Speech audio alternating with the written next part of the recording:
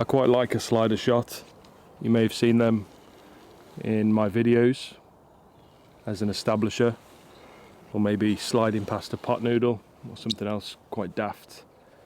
They're fun to use, and they offer something a little bit different to a gimbal, something quite different to a gimbal. They offer a super smooth, slow and silky left to right, one axis tracking shot. And this one is cheap and easy to use. It's a GVM GT-60D. I say cheap because this was about 200 quid in comparison to what you might pay for a Rhino or something similar, which can be 10 times more than this and more. You can easily pay a grand or two or three. But this is cheap and user friendly, and a lot of people have asked me about it. I know a lot of creators watch my videos on YouTube, and maybe this will come in handy, and hopefully the video will too. It makes adding a nice cinematic feel to your videos quite easy, and it even comes with a nice additional unique use for around the house, an additional use case that I found, but I'm going to share that with you at the end of the video. It's built really well. It's a GT-60D, which refers to it being 60 centimeters long, 600mm, about 2 feet. It's one rail.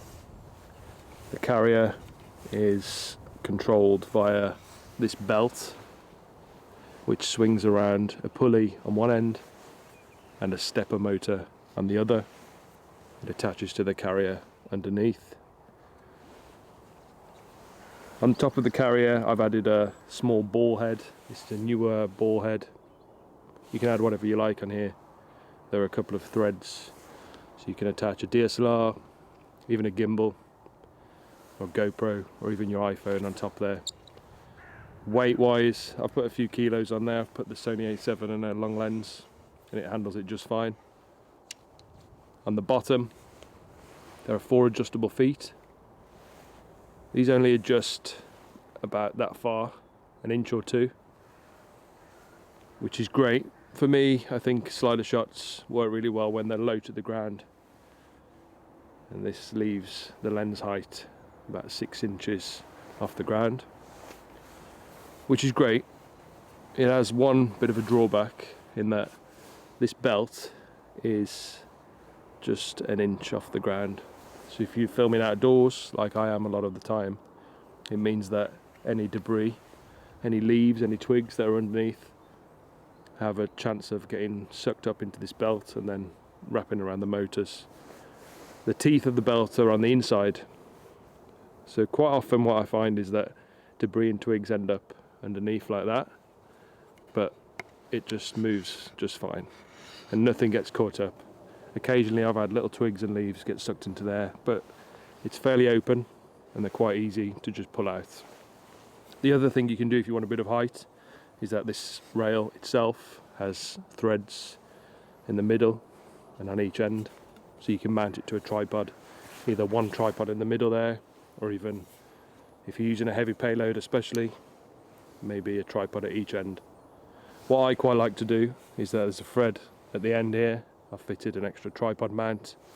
I quite like to put it on a tripod on that end and then lean this end on a fence or a tree, or even have it vertical. This works quite well in the vertical.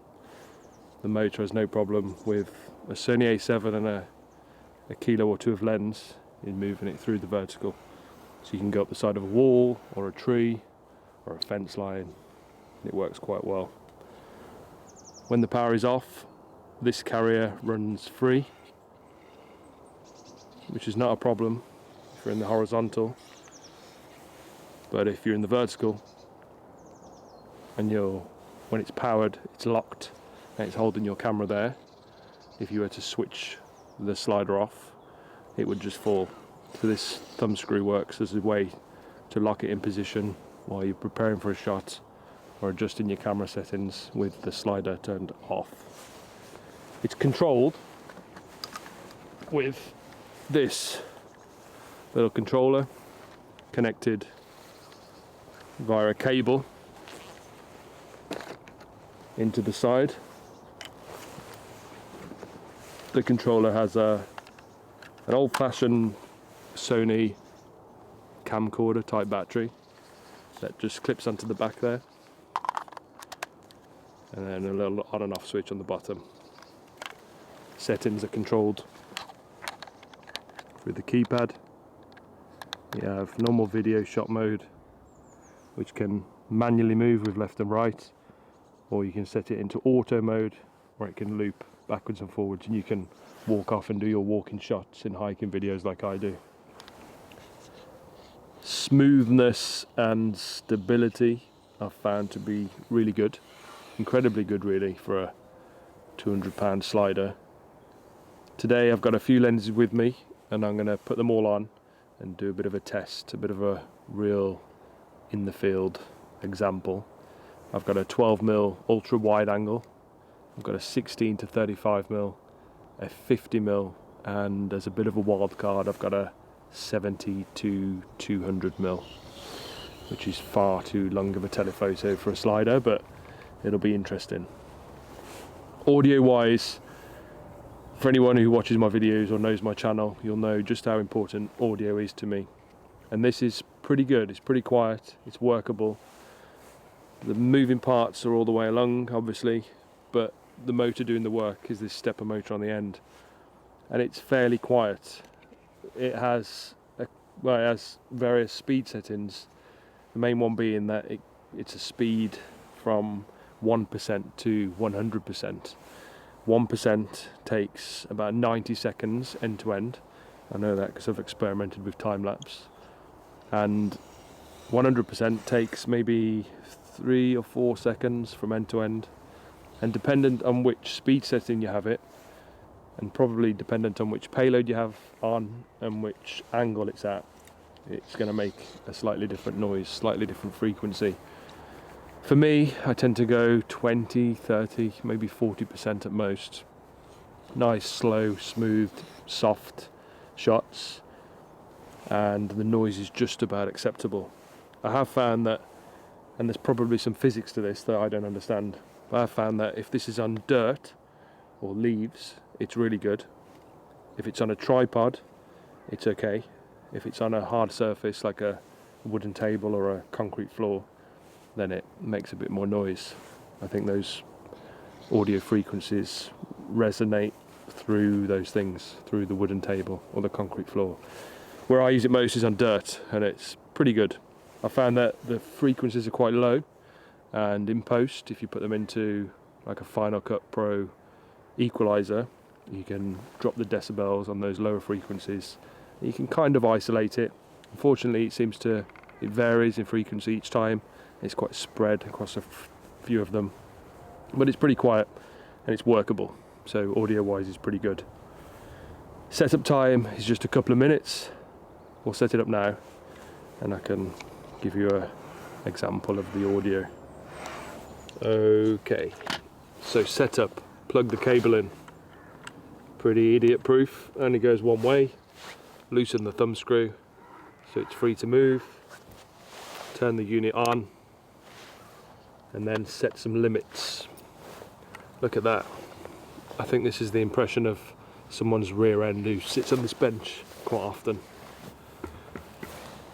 So you need to set limits. Every time you turn it on, you need to set limits, unfortunately, so that the carrier doesn't get forced off one end or the other. This stepper motor is pretty dumb. It has no sensors, no positional data, so you need to tell it where the ends are so that it can't try and force itself through them. To do that, you go into the controller, setting, set start, you drive it left all the way to this end and stop it just before it hits the end. Save that position, set end point, take it all the way to the right hand side and set that as a right hand end stop. It's unfortunate that you need to do that. You need to do that every time you depower the unit and then turn it back on. You need to reset those limits. You can, what I've done is when you're moving around doing a few shots, if you go out on a bit of a hike and you want to use it, you can just leave it turned on. These batteries last for hours. You just carry it with the controller attached and leave it on. But now it moves freely left and right. You can set it to auto loop backwards and forwards at various speeds. So I'll set this as an example at 20%, and that'll move at 20% speed left and right. I'll move this camera now. I've got my best microphone on top, and I'll try and give you an example of the sound.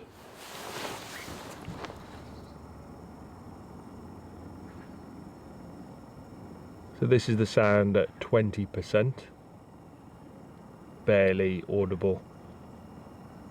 I think that plane in the distance, the birds, is probably louder.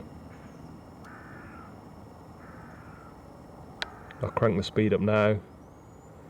We'll stop it there, 60%.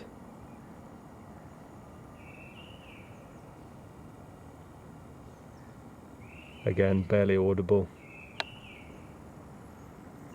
Crank it right up to 100%. You can hear that a lot more. And again, this is on a wooden bench. I think this is as loud as it's going to get. Might add a little bit of a noise if I put a camera on top, but in the horizontal motion like this, I don't think it makes too much difference. So now we're going to go through a few different lenses, starting with this one, a 12mm fisheye lens. This is really wide and it'd be very difficult to see any wobble at all, any vibration, because of how wide it is. And also it's a bit of a weird lens to put on a slider. It's about a 180-degree field of view, so it'd be quite difficult at times to keep the slider itself out, as it's always looking at everything. So it's an unusual lens, but one that I quite like to have in my bag. It's quite interesting how you can be creative with it. So rather than something typical side to side slider shot, maybe you can tilt it up, have it go in under the bench or through leaves. It works really well when you've got a lot of foreground, maybe overhanging bushes or overhanging branches or through a fence. But we'll stick this on and see what it's like.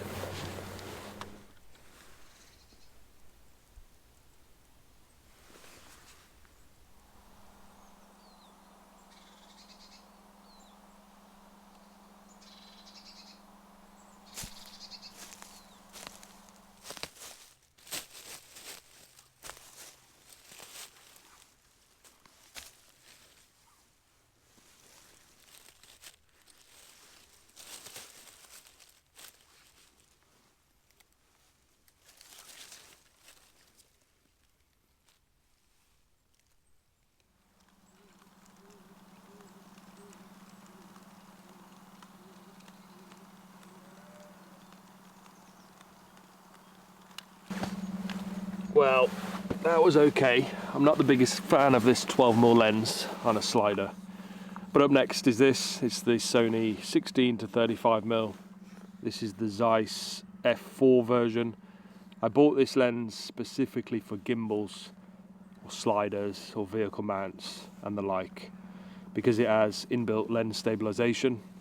So that, coupled with the Sony stabilization, gives pretty good results. This is probably one of my favorite lenses.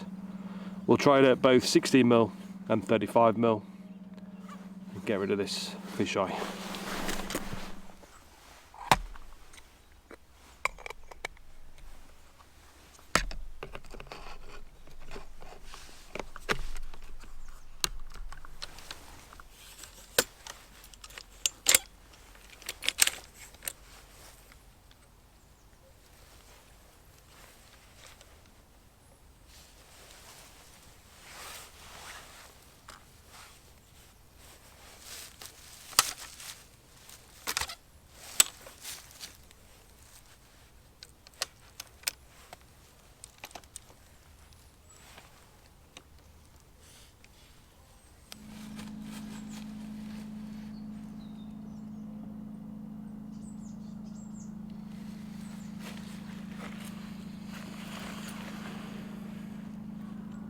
So a little bit more vertical this time. 16mm, nice little bench reveal.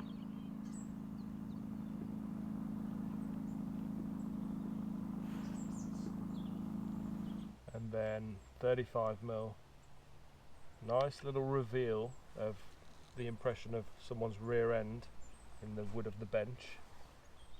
Shallow focus, 35mm. Just going up past this wood grain here, looks quite nice. I'm going to slow the speed down. The 16mm shot was at about 60%. We're now shooting at 15% speed.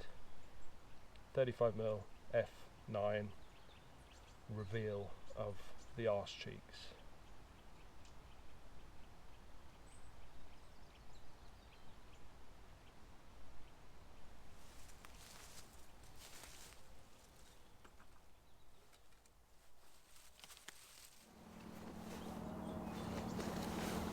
And now we're going to test the 50mm.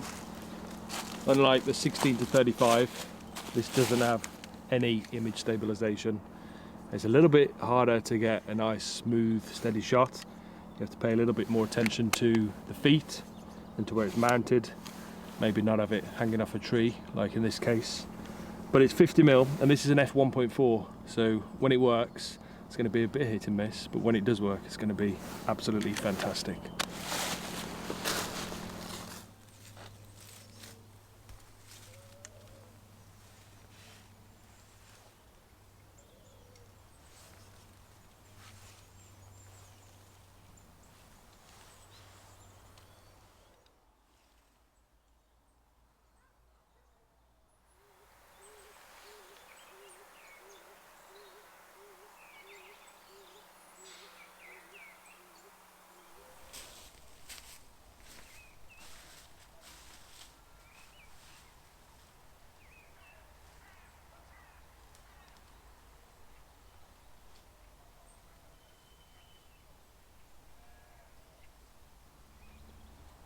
I get carried away doing this stuff. I found a lovely little shot over there that I'm going to try and include. It's been a nice shot to have. But we have Birmingham city centre, which is about 12 miles in the distance. And a bit of a tricky shot, but if I can do it by using some weird and wacky tripod arrangement, it could turn out quite nice and it'd be a good example. I've got the 50mm on, so I'll try it in that first, and then for the all-out crazy 70 to 200, I'll get my words out, attempt. It'll be interesting. So I'm going to try and rig this tripod and the slider between the tree and me, and then look through this branch to Birmingham city centre. Yeah, it's a bit wobbly. That works quite well. Belt's just a little bit too close to that branch.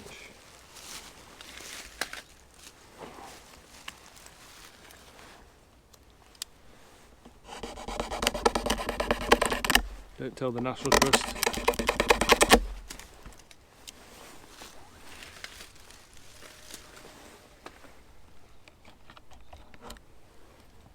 Oh, that is beautiful.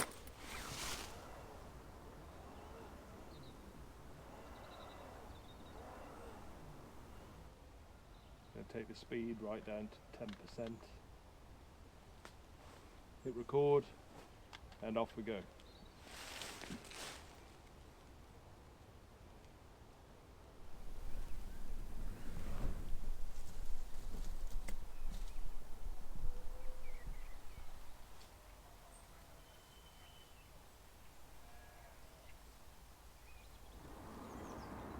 And now the wild card. 70 to 200mm. This is almost entirely unsuitable for use on a slider. It's too long, it's too big and heavy. It's going to have the slider off balance. I'm going to have to be really careful with it hanging off that tree. It's going to be hard to show any movement this way. But we're going to give it a go. Sometimes the best lens is the one you least expect to be any good. I know it's 70mm, it might just about do it. It has inbuilt stabilization, so it's going to be there or thereabouts. At 200mm, not a chance. It's going to be a great lens to pick off Birmingham city centre, but That's not why we're here today. So we'll put it on, give it a go.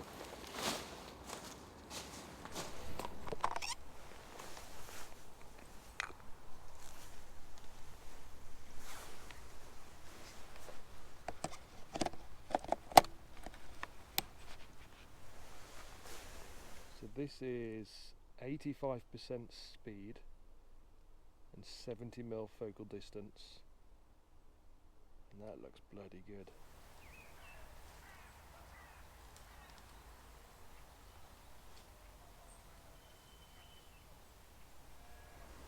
So I thought that looked pretty good at 70mm, and now we're going to go all the way to 200mm because I've always been a bit of an extremist. I'm going to focus up on the city centre, and if this can remain steady, it's going to look pretty good. Be a nice shot. We'll see. Focus up.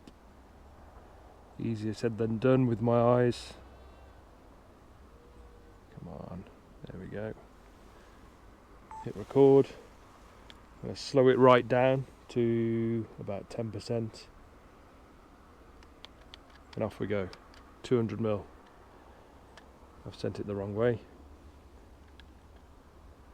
Here we go.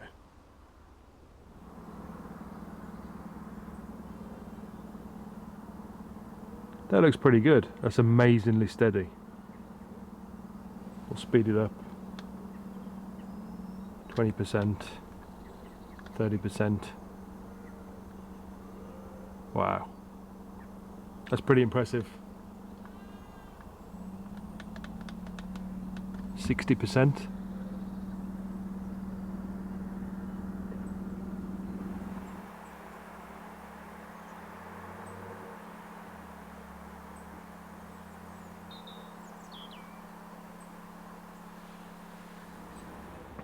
Well, that surprised me a little bit. Pleasantly surprised as to how good that looked at 70 to 200mm. Hopefully it looks as good in 4K when I view it back, but on the little Sony monitor it looked really good. So great bit of kit. Great addition to anyone's filmmaking kit.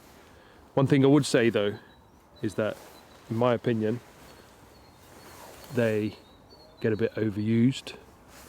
Now this is going to be different for everyone, but I think they're great for establishing shots, maybe a shot or two in the intro, or establishing a new scene a handful of times in a 20-minute video. But you don't really want to be using it over and over again. It'd be a bit weird. But each to their own. And I don't know, weird is good sometimes. I even thought that maybe I'd take it up into the mountains and do a whole film, also a 20-minute, 30-minute film on a slider, just because no one's done it. And as weird as it might be, could be interesting. But it's a great bit of kit. There's a link in my description.